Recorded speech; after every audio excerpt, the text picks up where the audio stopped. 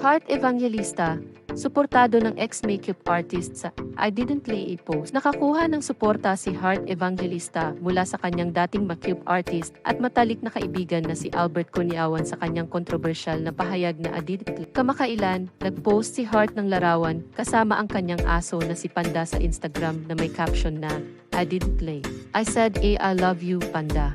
Bagamat karaniwan ang ganitong post, agad na napansin ng netizens ang cryptic na mensahe ni Heart. Sa tingin mo, bakit kaya ganito ang naging caption ni Heart sa kanyang post? Sumuporta si Albert Cuniawan sa post ni Heart Evangelista sa pamamagitan ng isang comment. Ang ganda niyo ni Panda dyan.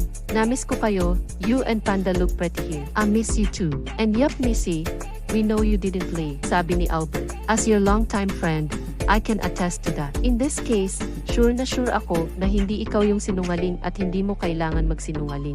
Naging palaisipan sa marami ang cryptic comment na ito. Ano kaya ang ibig ipahiwatig ni Albert Cuniawan sa kanyang pahayag?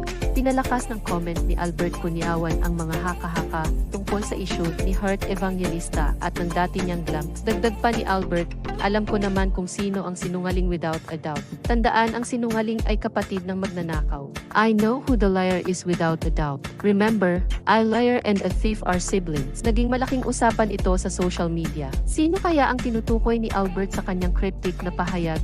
Matatandaang noong 2023, nagkaroon ng hiwalayan sina Heart Evangelista at ang kanyang glam team, kasama ang makeup artist na si Justin Soriano at hairstylist na si Jack Aguilar. Isiniwalat noon ang mga paratang na pagnanakaw ng contacts at paggamit ng credit card ni Heart, pero itinanggi ito ni Soriano. Hanggang ngayon, wala pang direktang pahayag si Heart tungkol sa issue. Sa tingin mo, kailan kaya magsasalita si Heart tungkol dito?